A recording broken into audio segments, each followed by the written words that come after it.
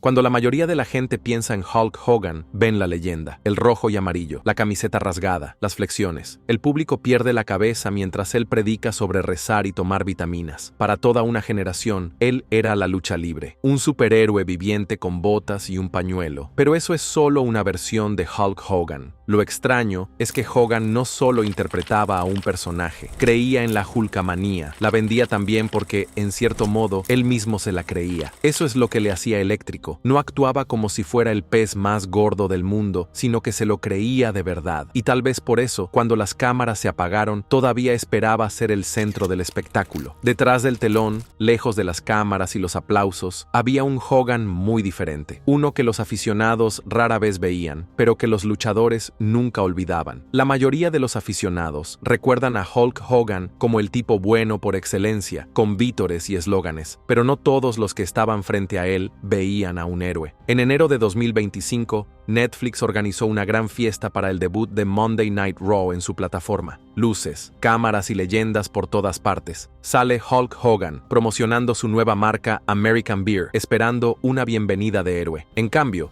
es abucheado, fuerte y claro. Esto no era solo reacción en internet, esto fue años de resentimiento hirviendo en tiempo real. Unos días más tarde, The Undertaker fue preguntado al respecto en su podcast, 6 Feet Under. ¿Se sentía mal por Hogan? No, dijo, sin más. Luego añadió, siento algo por la gente, pero a veces, en la vida, las cosas vuelven. Luego lo dejó claro, era la cara de América, más grande que la vida, pero luego le pillan diciendo cosas racistas en una cinta. En el mundo de hoy, ¿crees que la gente va a olvidar eso? Y el detalle que más impactó, Taker dijo que cuando vio a Hogan después, el tipo estaba actuando como si nada hubiera pasado. No lo vendía y empujaba su cerveza. Esa palabra, no vender, es diferente viniendo de The Undertaker. Es jerga de lucha libre para pretender que algo no sucedió. No tenía que decir mucho más. Lo que sea que haya pasado entre esos dos, nunca fue enterrado. Y para entender por qué, tienes que ir todo el camino de regreso a 1991. Survivor Series, 27 de noviembre. The Undertaker todavía es nuevo en la WWE. Solo lleva un año. Pero esa noche, está programado para vencer a Hulk Hogan y ganar su primer título de la WWE. Entre bastidores, justo antes del combate, Hogan se acerca a Taker y le dice que le molesta el cuello. The Hulkster dice que está nervioso por recibir el Tombstone Pile Driver. Taker, con solo 24 años, aún ganándose los galones, le da su palabra. Hulk, créeme, te protegeré. Me enorgullezco de no lastimar a la gente. Comienza el combate. Ric Flair interfiere. Taker aplica el Tombstone. 1, 2, 3. El público está atónito y The Undertaker es el nuevo campeón. Pero en el momento en que Taker cae de rodillas para el movimiento, oye a Hogan susurrar, me atrapaste, hermano. Y ahí es cuando entra el pánico. Hogan está tendido en la lona, como si estuviera gravemente herido. Llegan los paramédicos. Hogan le dice a la gente que llame a su mujer. Caos total. Taker estaba destrozado. The Deadman pensó que acababa de terminar con la carrera de Hulk Hogan y, comprensiblemente, también pensó que podría haber acabado con la suya por ello. Más tarde recordó el momento, diciendo, estaba mortificado. Pensé que había desperdiciado la mayor oportunidad de mi vida. Pero a los pocos días, la verdad comenzó a filtrarse. Entre bastidores empezaron a decirle a Taker, vimos la cinta, la cabeza de Hogan nunca tocó la lona. Shane McMahon también lo confirmó. El movimiento fue limpio. Hogan no estaba herido en absoluto. Así que Taker se enfrenta a él y le pregunta directamente qué pasó. Hogan, siempre tan honesto, dice, bueno, hermano, me tenías tan apretado que no podía moverme. Eso fue lo que me atascó el cuello, sin disculpas. Nada de propiedad. Taker vio a través de él. En ese momento, supe de qué se trataba. Ese momento nunca lo abandonó, porque para Taker, Hogan no solo había exagerado, había vendido una lesión falsa, hundido la credibilidad de Taker y luego redoblado la apuesta, no para proteger el negocio, sino para proteger su lugar. Y eso es lo que duele de este momento. No fue solo que Hogan fingiera estar lesionado, fue que usó la profesionalidad de Undertaker en su contra. Taker era joven, respetuoso, tratando de hacer lo correcto por el negocio. Hogan vio eso y jugó con ello, lo que plantea la pregunta, ¿hizo eso porque se sentía amenazado o porque así mantenía el control? Y a lo largo de los años, ese patrón se repitió. Historias silenciosas, movimientos sutiles, Hogan cuidando de Hogan. Así que cuando la gente dice, ¿por qué los luchadores están resentidos con Hulk Hogan? Esta esta historia es el plan, porque detrás de los eslóganes y la charla de hermano, había un tipo que se aseguró de que el centro de atención siempre recayera sobre él. Y cuando no era así, hacía lo que fuera para recuperarlo. A principios de la década de 2000, Undertaker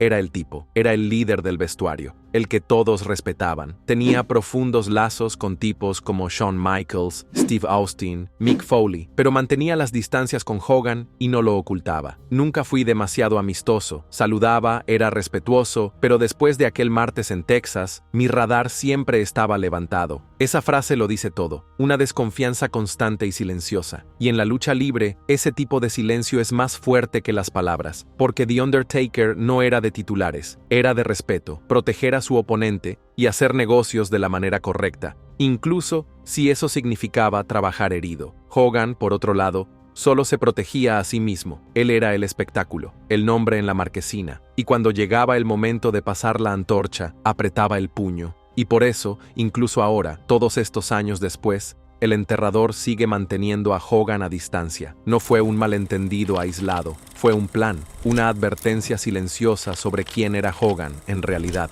Porque en los vestuarios de todo el país, Hogan no era el héroe, era el político, el tipo que trabajaba entre bastidores para proteger su puesto, sin importar a quién pisaran en el proceso. Y por eso tantos luchadores, algunas leyendas por derecho propio, no soportaban a Hulk Hogan, no por celos, no porque fuera el mejor, sino por cómo usaba esa posición para controlar el juego desde las sombras. Rebobinemos a los años 80 cuando Hulkamania estaba explotando. Vince McMahon está convirtiendo la lucha libre profesional en un imperio global. Y Hogan es la cara de todo. A su favor, vendía entradas como nadie. Pero con ese centro de atención vino el poder, y Hogan sabía exactamente cómo usarlo. Una de las primeras señales de advertencia fue el incidente con el sindicato. Jesse Ventura, que trabajó junto a Hogan durante los años del boom, reveló en una ocasión que intentó crear un sindicato de luchadores. Después de hacer Depredador y unirse al sindicato de actores, Ventura miró a su alrededor y pensó, espera, los luchadores están destrozando sus cuerpos aquí fuera, sin seguro, sin jubilación, no hay red de seguridad. Necesitamos protección. Así que comenzó a hacer flotar la idea en voz baja, tanteándolo en el vestuario, consiguiendo apoyo. Entonces, de repente, Vince McMahon lo llama, lo apaga y mata la idea en el acto. ¿Por qué? Según Ventura, fue Hogan quien se chivó. Años después, bajo juramento durante un juicio, Vince lo admitió. Hogan fue quien le dijo que Jesse quería sindicalizarse. Eso no fue solo una traición, fue un juego de poder. Hogan tenía mucho que perder si los chicos se unían, y a partir de ese momento estaba claro, este no era un tipo luchando por el vestuario, era un tipo protegiéndose a sí mismo, y ese instinto solo se hizo más fuerte. Cuando Hogan saltó a la WCW en 1994, no solo trajo poder de estrella, trajo un contrato cargado de ventajas. Una cláusula en particular lo cambió todo, el control creativo. En términos simples, significaba que Hogan podía decir no a todo. Resultados de combates, argumentos, finales. Si no le gustaba,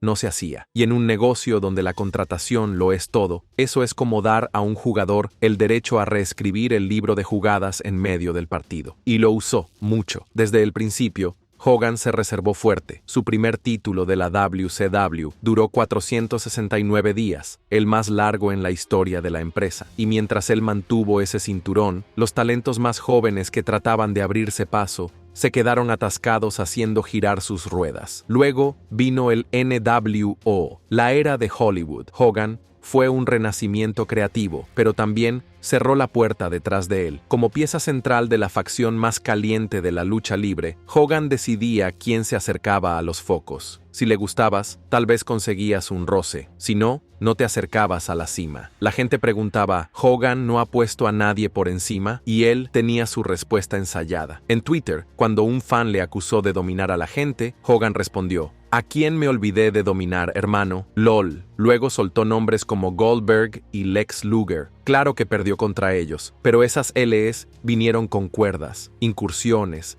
distracciones, caos. Hogan se llevó el pin, pero nunca renunció a su trono. Y cuando los fans sacaron a colación a tipos como Bret Hart o CM Punk, personajes a los que Hogan esquivaba o rechazaba, no se contuvo. Sobre Punk, tuiteó, todavía estaba en el instituto. Sobre Bret, dijo, su era aún no había comenzado, hermano. Esa actitud es lo que vuelve loca a la gente. La idea de que si no estabas en el nivel de Hulk Hogan, no importabas. Ese poder de atracción le dio un pase libre para enterrar a las estrellas en ascenso, ajustar finales o reescribir ángulos enteros para mantener el centro de atención donde él quería. Para muchos luchadores, Hogan no era solo un jugador entre bastidores, él era el juego. Y la WCW le dio el escenario perfecto para jugarlo. No se trataba solo de evitar derrotas limpias, se trataba de controlar el impulso, decidir a quién se le permitía calentarse. Mira a Diamond Dallas Page. DDP estaba al rojo vivo a finales de los 90.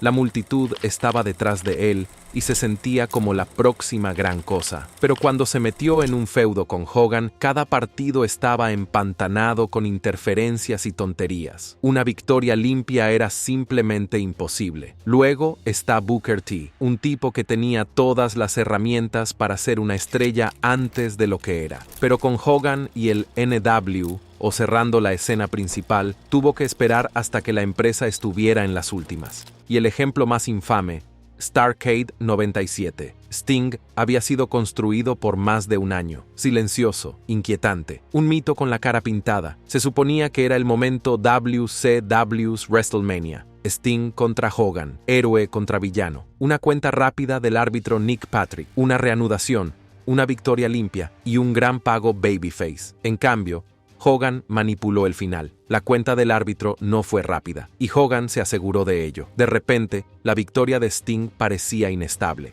El final fue torpe, y la energía murió. Incluso perdiendo, Hogan se había protegido. Entonces, llegó el 2000, Bash at the Beach. Hogan se niega a perder contra Jeff Jarrett. Vince Russo, guionista jefe en ese momento, dice, basta. Manda a Jarrett a tumbarse literalmente. Hogan lo inmoviliza. Se marcha, furioso. Los fans en casa no tenían ni idea de lo que estaba pasando. ¿Era real? ¿Era un guión? Las líneas estaban completamente borrosas, pero detrás de la cortina era 100% real. Vince Russo vuelve a salir y corta una promo en vivo, destrozando a Hulk Hogan por mantener a WCW como rehén. Esto no era una historia, esto fue real. Y destrozó a la compañía. La moral se hundió y el vestuario se dividió. Como de costumbre, el nombre de Hulk Hogan estaba en el centro de todo. Años después, tipos como Kevin Nash, Chris Jericho y Bret Hart se hicieron eco de lo mismo. La necesidad de Hogan de protegerse perjudicó a la WCW mucho más de lo que la ayudó. Bret, The Hitman,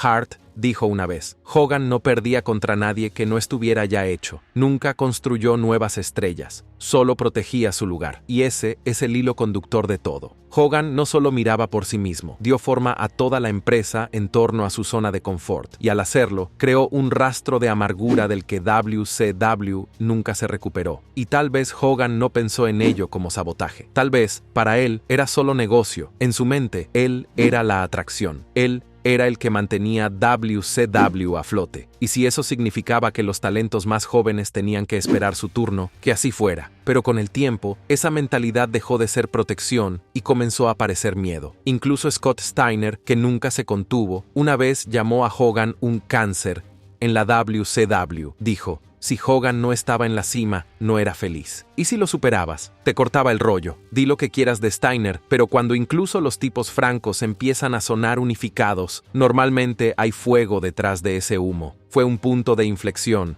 no solo para WCW, sino para cómo la industria comenzó a ver el poder de las estrellas. El dominio de Hogan forzó una dura lección. Poner a un tipo por encima del sistema podría arruinar todo el espectáculo. Esa idea no se asentaría del todo hasta años más tarde en la WWE y la AEW, donde equilibrar el poder de las estrellas con la contratación a largo plazo se convirtió en una habilidad de supervivencia. Uno pensaría que, tras el colapso de la WCW, Hogan podría haber dado un paso atrás y reflexionado sobre sus acciones y su impacto en los demás. Quizás se hubiera dado cuenta de que mover los hilos entre bastidores no acababa bien para nadie, pero no. En lugar de eso, redobló la apuesta. En 2010, cuando Hulk Hogan y Eric Bischoff entraron en TNA, la compañía estaba realmente en un lugar sólido. Tipos como AJ Styles, Samoa Joe y Christopher Daniels estaban construyendo algo fresco.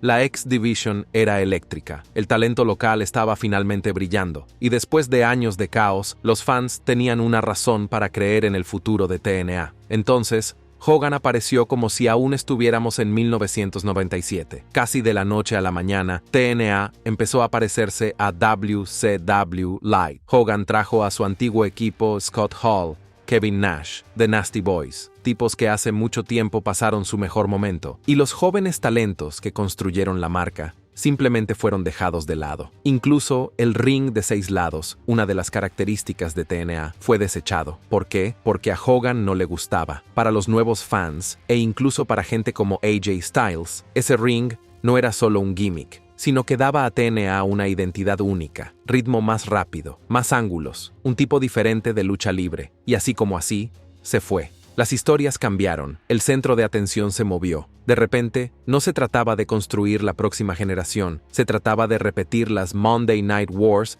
con menos calor y sin impulso. Uno de los ejemplos más claros de esto fue Bobby Roode. En 2011, Roode estaba listo. Tenía la construcción, la multitud y la historia. Bound for Glory estaba preparado para hacer su gran momento, pero según los informes, Hulk Hogan intervino y dijo que Roode no estaba listo. Así que le dieron la victoria a Kurt Angle y el momento de Bobby Roode desapareció sin más. Kurt Angle era un legítimo medallista de oro olímpico convertido en una máquina de la lucha libre, un miembro del Hall of Fame, sin duda. Pero para 2011, el punto no era coronarlo de nuevo. Se suponía que era la llegada de Roode, el paso de la antorcha. Unos años antes, a Samoa Joe le mataron su propio impulso. Después de derrotar finalmente a Kurt Angle por el título en 2008, la carrera de Joe quedó enterrada bajo un booking confuso, y no mucho después, Hogan llegó y el foco cambió. Joe pasó a un segundo plano, mientras Hogan y su círculo acaparaban los focos. Incluso CM Punk, que tuvo un breve paso por TNA antes de llegar a WWE, insinuó que la presencia de Hogan enfriaba el ambiente para los jóvenes talentos. El mensaje era claro: si no formabas parte de la vieja guardia, no esperases un trato justo, y al igual que en WCW, los resultados siguieron, los ratings bajaron y los fans se apagaron. TNA, una vez llena de promesas, comenzó a perseguir un pasado que ya había pasado, y las huellas de Hogan estaban por todas partes, de nuevo. TNA podría haber sido el futuro, pero bajo el control de Hogan, se convirtió en un hogar de retiro para el pasado. Pero si la política entre bastidores hizo que la gente desconfiara de trabajar con él, lo que vino después hizo que la mayoría le perdiera todo el respeto que le quedaba.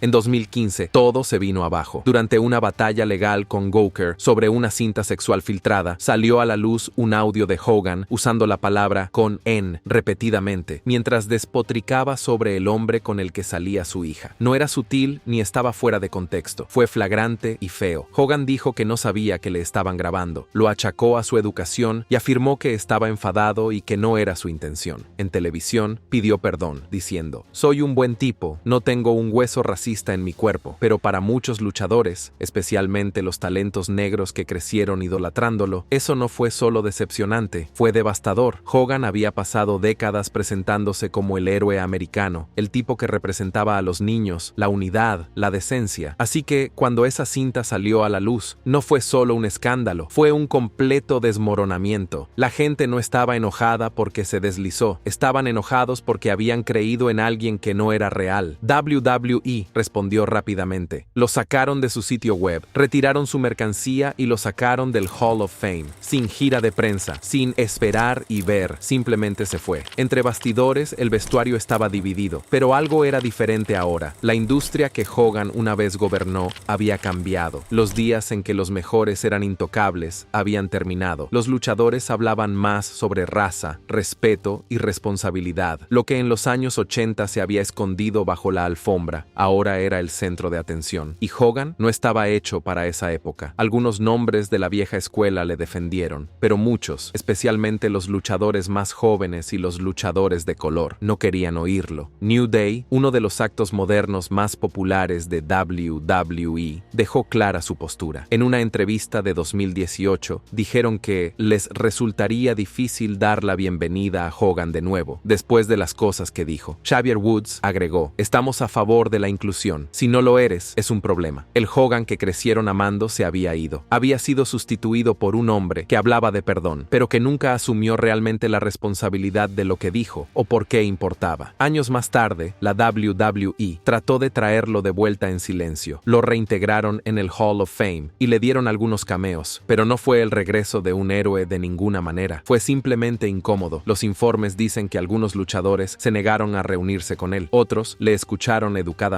y se marcharon. El ambiente entre bastidores era claro. Algunas heridas no se curan solo porque las relaciones públicas digan que la tormenta ha pasado. En 2022, cuando Hogan regresó a Raw, la reacción del público lo decía todo. Unos pocos aplausos y muchos abucheos. La magia se había ido. Y lo más importante, el vestuario había cambiado. La lucha libre había cambiado. Ya no eran los años 80. No se trataba de un hombre aferrándose a la cima para siempre. La nueva cultura giraba en torno a la colaboración, la diversidad y el apoyo mutuo, en lugar de la represión. Ahí es donde la imagen de Hogan ya no encaja, porque a lo largo de su carrera, The Hulkster no solo dejó tras de sí estadios con entradas agotadas y grandes ingresos, dejó un rastro de relaciones rotas y puentes quemados. Luchadores que antes le admiraban aprendieron a ser mejores. Kofi Kingston dijo una vez en una entrevista que Hogan nunca conectó realmente con él entre bastidores. Siempre me dio la sensación de que estaba en otra onda, como si la vieja guardia tuviera un muro levantado. No destrozó a Hogan directamente, pero el mensaje era claro. El respeto no se concede solo en función del legado. Incluso The Ultimate Warrior, uno de los pocos hombres a los que Hogan defendió en WrestleMania 6, le llamó más tarde cobarde de dos caras. Formaron equipo y volvieron a enfrentarse en la WCW. Pero fuera de las cámaras, la tensión nunca desapareció. Si no entrabas en el juego de Hogan, no durabas en su órbita. Incluso Jim Ross, una de las voces más respetadas de la lucha libre, dijo una vez que el regreso de Hogan en 2005 se vino abajo porque la política se hizo demasiado pesada, y añadió, se hizo viejo y ya era suficiente. Muchos talentos sintieron que estaban siendo sacrificados a expensas de Hogan, y esa es la verdadera historia del legado de Hulk Hogan.